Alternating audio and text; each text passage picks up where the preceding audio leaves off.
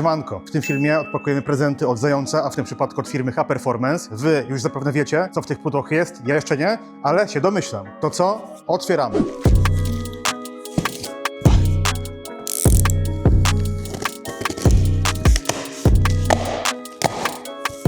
No jestem k***a ciekaw, co tu będzie.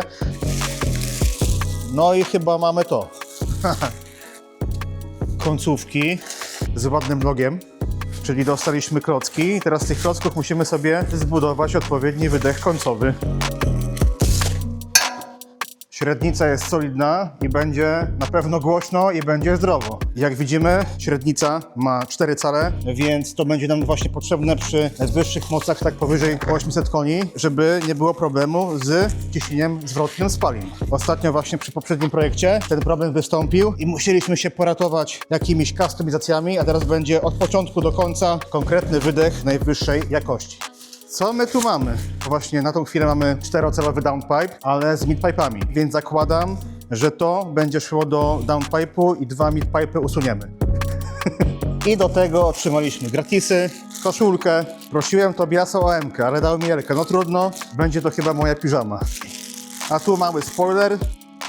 Jeszcze nic nie mówię, ale będzie solidnie. Ładne spawiki. Mogę wam pokazać, jak to wygląda. I oczywiście wielka locha. I ostatni element to jest tłumik, bo właśnie w tym przypadku będziemy mieli rozgałęzienie na lewą i prawą stronę. Lewa będzie totalnym straight pipe'em, a jak sobie klapy zamkniemy, to będziemy mieli po prostu przejście przez tą puchę.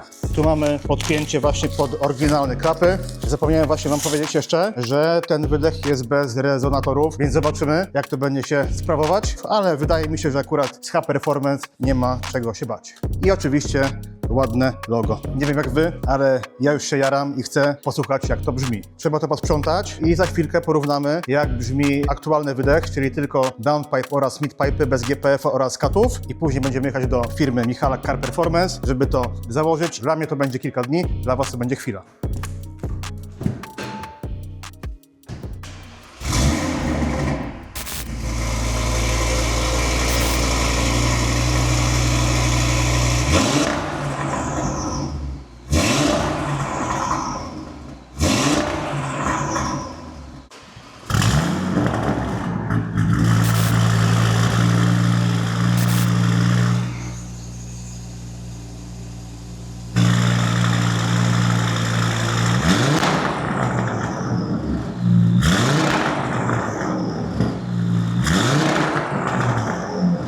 No i co? Chyba jest solidnie. Jeżeli chcielibyście również poprawić dźwięk waszej R5, wbijacie pod ten link, a my teraz przed recenzją i podsumowaniem sprawdzimy, jak radzi sobie wydech w akcji.